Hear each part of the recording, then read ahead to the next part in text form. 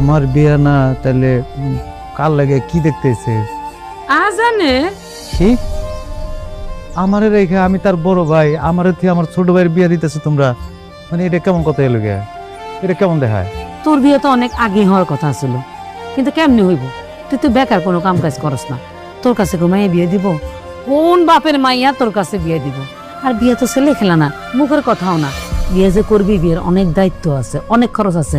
তুই কেমনে করবি, কেমনে খাওয়াবি, খরচ চালাবি কেমনে? ঠিক আছে আমি বেকার, তাই বলে মানে আমার ছোট ভাইয়ের যদি আমার আগে বিয়ে দাও, গ্রামের মানুষজন কি করবো? তারপরে আমি বিয়ে করতে গেলে তো ঝামেলায় পড়ুম, করবো নির্গাতের কোনো সমস্যা আছে?